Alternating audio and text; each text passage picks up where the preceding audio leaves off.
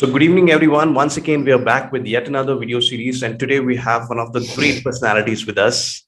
All right, his name is Shyam.iyer. So, good evening, sir. How are you? I'm good. Thank you, Atul. How are you doing? Very good, sir. I'm very excited for this interview because it was been almost like 2 months. I was chasing you for this Yeah. day, and finally it is arrived. So he's really busy in his work because all of I'll just read out the credential of him. But about Sham sir, he is very professional, right? In his work, in his whenever he will meet you as a friend, also he will be very committed and very disciplined person to talk with also, and he will pay 100% attention and focus to what you are actually saying. So in this interview, we are going to focus on a lot of different aspects, and for the students also, there is a lot of things to learn from him. So I've just made a couple of questions for you guys so that you can understand in this perspective as well. But let me introduce him by saying that he's a founder and CEO of 60 Bits Consulting. 60 Bits Consulting is an award-winning HR boutique management consulting company based out of Mumbai and offering services into HR, OD consulting, training, leadership solutions, and coaching. Then he processes and creative facilitation as one of his methodology. He specializes in change management and transformation related interventions. As a process of creative facilitation, before starting the training in this field, 60 Bits Consulting was heading an HR for Tata Power SED for 9 years and overall industry experience of 20 years.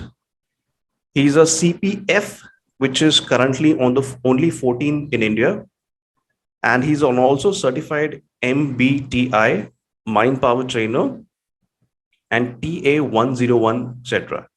So I don't know about the full forms of your mention, sir. So can you please throw some lights on this MBTI certification?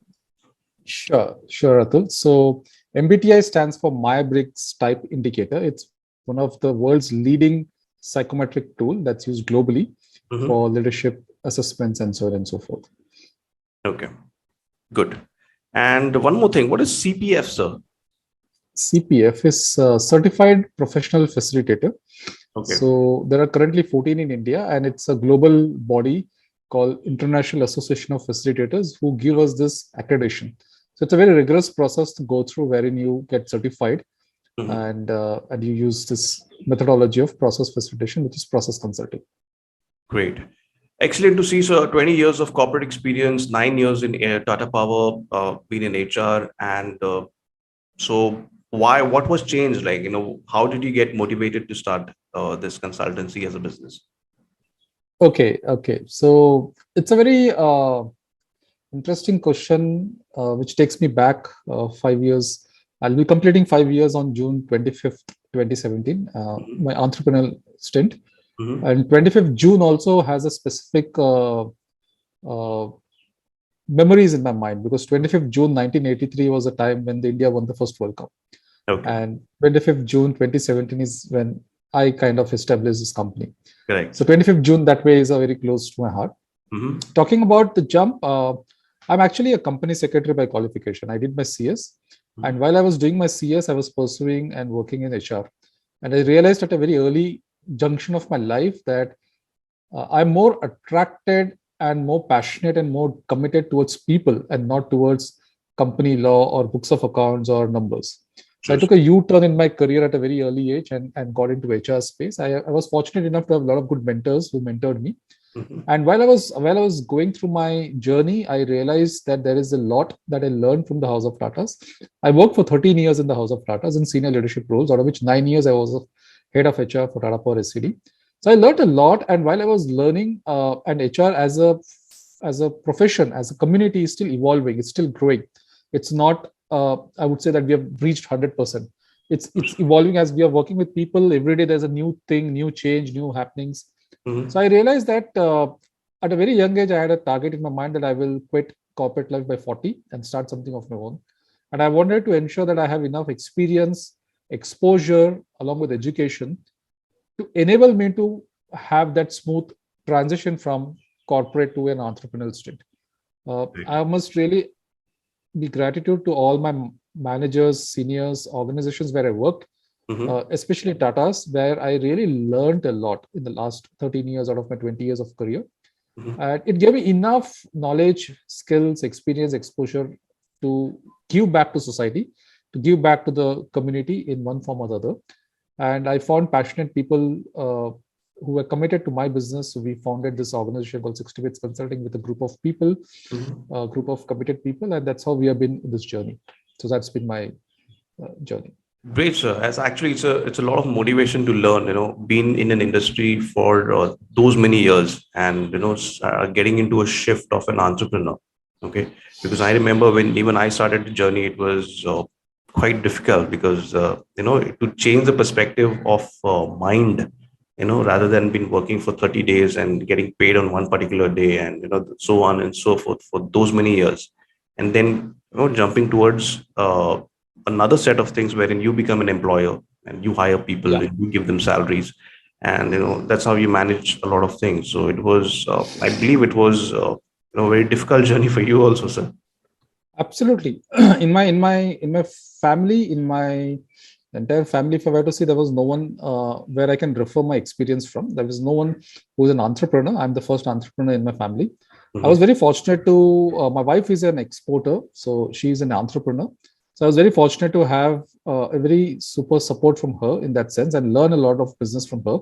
My team members who were there were also quite experienced and were part of some startups, and they helped me establish that mindset of what an entrepreneur goes through. Because for me, typically it was, as you said, working 30 days, 31 days, and that kind of things. True, and a very comfortable job, very, very comfortable, I could have happily retired from there. A very comfortable role, very promising eight-figure salary, perks and perquisites that you name off. And now you're suddenly in an entrepreneurial where you are P2P, from president to peon, you're the ones who's running around for everything, right from the startup of setting up your own company name, getting people on board, getting clients on board. So you realize that, you have, when you are in corporate, you've got a lot of people to do a lot of things for you. So there are a lot of resources. But when you start off your own journey with limited resources and infrastructure, everything you need to do. You need to do the business development. You need to do the finance part. You need to do the customer relation part. You need to be the planner. You need to be a CEO. So it was like a multitasking role, which taught me a lot of things. And it was an interesting experience and a journey that I would say. Correct. So usually, it is a very challenging journey in the start. But I believe once everything is settled and, things are working, independently as all the departments, then probably things, get into a very smooth track. Absolutely. That's what it happens through experience, right? Yeah. Correct. So getting into deep of the similar question which I asked you earlier, that what kind of challenges you faced during setting up and all this, and how did you overcome those? Okay. So challenges were there and challenges would be there, and I think an entrepreneur has to be very open with that kind of challenges as a growth mindset. You can't be in a comfort zone and be an entrepreneur. If you have to be a comfort zone, then I think jobs are best. Even jobs are not guaranteed in that sense, but at least there is some kind of a cushion or some kind of insurance for a work. Right. So I kind of had challenges. If I were to summarize and if I were to name it, one was to get the clients believe in the philosophy that I was helping them with. Because a lot of times, a lot of clients, a lot of consultants come with multiple solutions, come with multiple options. How can you be different? How can you be unique? How can you be the best? And how can you really make yourself in such a way so that your client wants to work with you, and just not for one, but also for a lifetime? It's like a continuous journey. So that was a little challenge because there were I used to come with a little disruptive proposals or very disruptive kind of solutions, which means I and you together are going to work towards a solution. I'm not the one who's going to come and give an expert opinion. We will figure out together, brainstorm and work together using multiple tools and techniques of systems thinking, appreciative inquiry, and so on and so forth. I found that initially people used to think, what is Shyam really talking about? Is he Right. talking history, German, foreign? But now breaking that barrier was a big challenge. And once that confidence comes with the clients, then comes how do you work with the investment that the client has for you? Mhm. Because the client has a lot of aspirations, they want to do a lot of things, but at times budget becomes a constraint. So how can you figure out and give them an optimal solution so that it's not only standardized, not only result oriented, but also gives them a very good way to support what they're looking out for and grow their business. If the client is growing, you're also invariably growing along with the client. So Correct. these were two, three things which helped me as a challenges, and I looked at them as an opportunity because that is where majority of the people were stuck. And I kind of found that cream ladder cream to establish myself as I am in this unique customer value proposition, and this is what I can offer to you, and I can guarantee results for you, provided you work with me in the way that we would like to work with. Correct. That's how we kind of So basically, get the to sum up this, just want to add a little here is that so basically, what is the problem that you solve?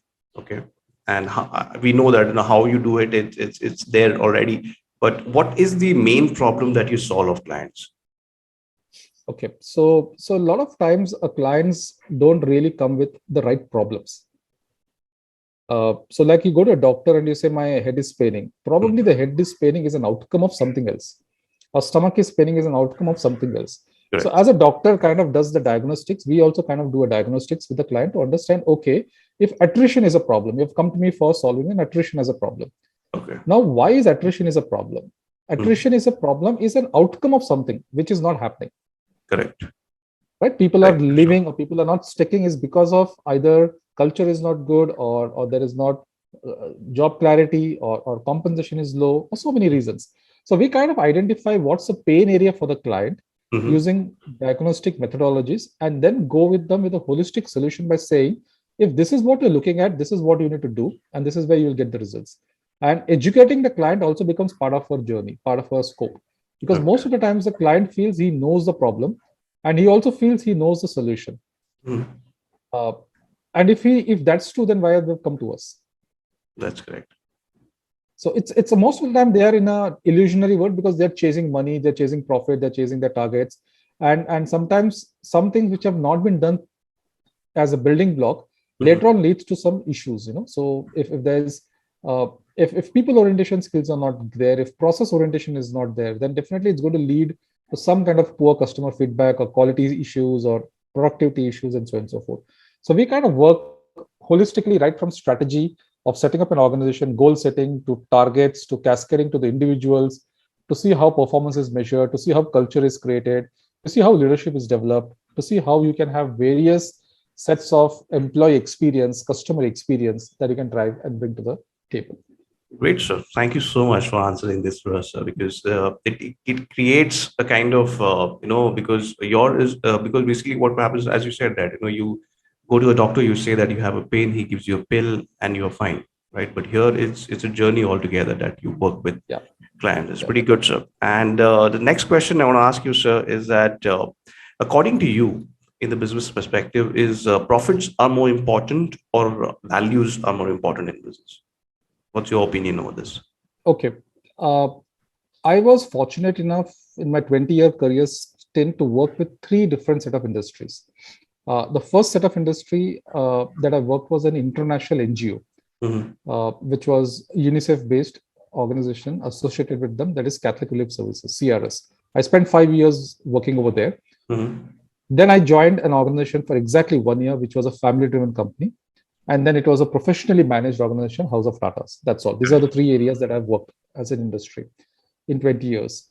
So in this, I experienced real life how value-based organization grows and how profit-driven organization grows.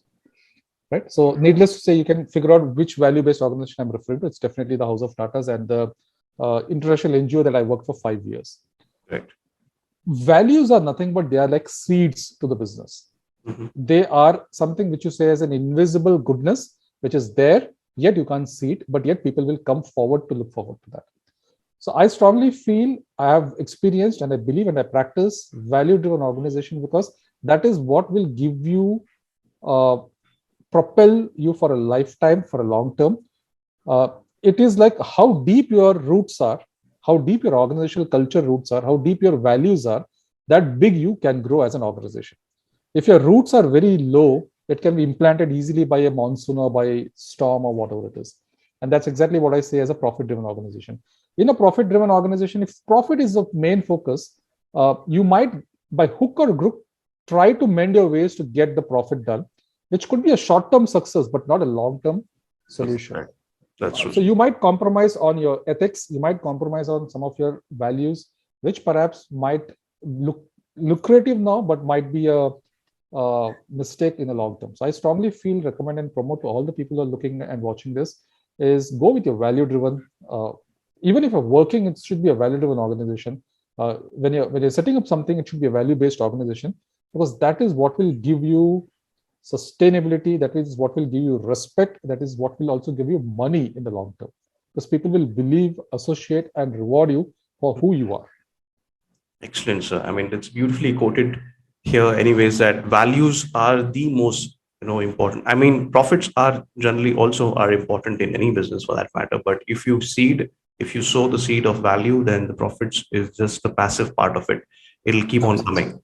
It'll keep on coming. So that's pretty good, sir. So moving on, another question, sir, here is any message would you like to give to our viewers who are watching? Basically, they are youth and they all want to start their own businesses in different fields, and they're out of colleges in the last year, probably in the engineering or medical or pharma field, and Okay. they want to set up something that of their own, or either they must have already started working and thinking of doing something of their own as well.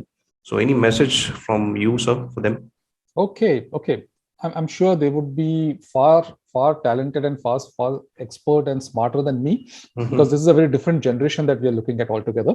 But let me share some small tips from my experience that can help them. I look at them as a future CEOs, as a future entrepreneurs, as a future business leaders of the country. And this is the right time to get into this startup and ecosystem because what 80s and 90s were there, probably today the challenges and the opportunities are huge. I would say it's abundance. It's really Abundance, correct. abundance. So all my friends, viewers who are watching this video, you are all raw, RAW. So raw is also a very powerful way to see how you can use it as a catapult for future. So Correct. R stands for rewarding, A Reward. stands for ability, and W stands for willingness. Let me Correct. quickly summarize what does this RAW mean for in terms of entrepreneurship or in startups or in business. You, whatever you do, whatever people you work with, whoever comes to you as a customer, they should really feel rewarding. Mm-hmm. If it is not a rewarding, if it is not a win-win situation, why would they come to you and why should they come to you second time, third time, fourth time?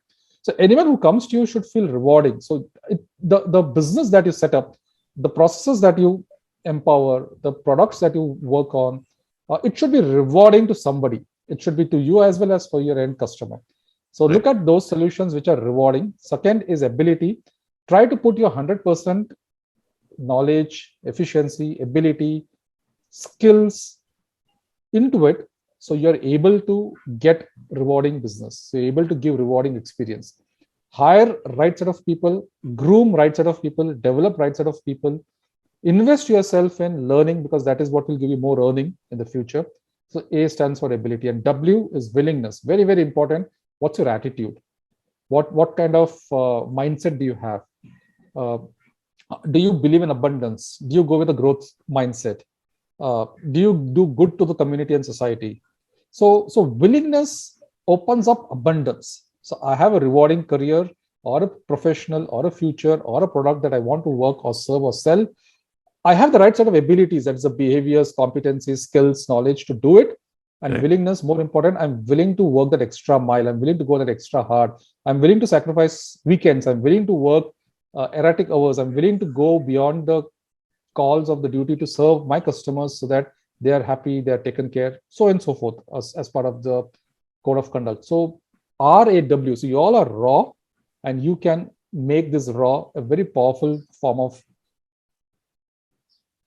framework, if you were to use that word, to ensure that your careers are rewarding, your ability is utilized to 100%, which is nothing but your mastery and purpose. And last but not the least, willingness to go and willingness to perform. That's the attitude part of it. Excellent, sir. I mean, it's beautifully quoted. The kind of examples you also gave, it's really, connecting. So we can actually connect, directly what exactly what you're trying to tell us.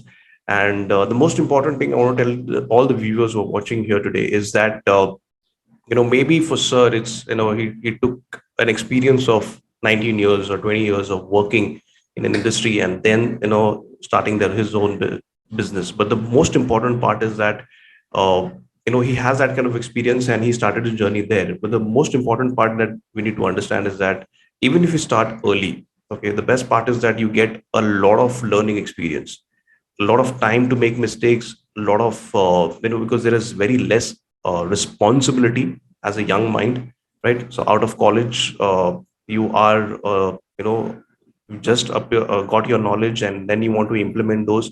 So mistakes are bound to happen. So, but do the mistakes as early as possible, because there are stages in which wherein, it will help you to boost your own confidence and it will create, as abundance, what he said, that, it will create an abundance. But start to learn and do startup early. That's something which, I want to add here, because Absolutely. at a certain age it becomes a little difficult for us to start this journey what we have Absolutely. started off with. But as a youth you can do it. As a youth you have many opportunities, as Sham sir kindly said, that there is a lot of opportunities and ample of opportunities available right now. So make sure that you use these, and start your own business. That's what Business Launchpad is all about. So getting into the link, where we can connect you, Sham sir, on social media. Sure. Before answering that, I also wanted to add one more point which just came to my mind, is those who are willing to get into this entrepreneurial journey at a very, very young stage, at a very, very young age. One solid recommendation I would have is, like, in organizations, we have board of directors for governance. For you, identify who is your personal board.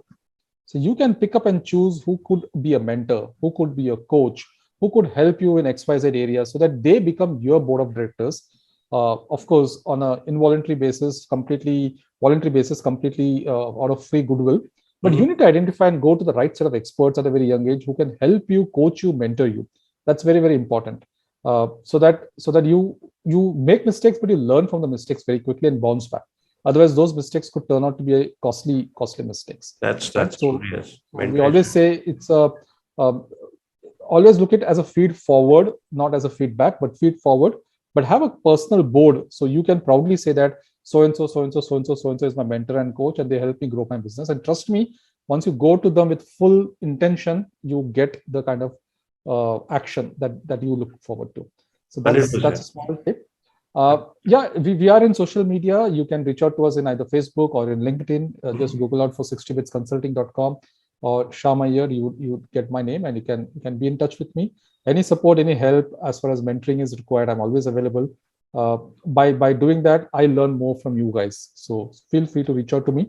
I'll be happy to partner in your journey and wish you all the best for your success. Perfect. Thank you so much, Amsa, for being here, and it's a privilege for me actually, to take your interview and get your knowledge to as many people as you're going to watch today. And guys, go on to the Facebook, log into the YouTube channel, subscribe to the channel, log into the Facebook channel, wherein I'm going to share these, special guests that they want to share the knowledge with us. They are ready also, to give you knowledge, to hand you over, to help you. Okay, it's just that your motivation is more important, and your willingness, as he said, that is very important in today's journey. And people are there to help you. I'm there to help you, and there is they want to mentor you, but you should gear up and think about it and start as early as possible.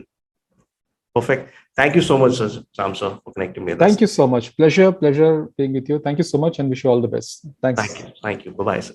Bye.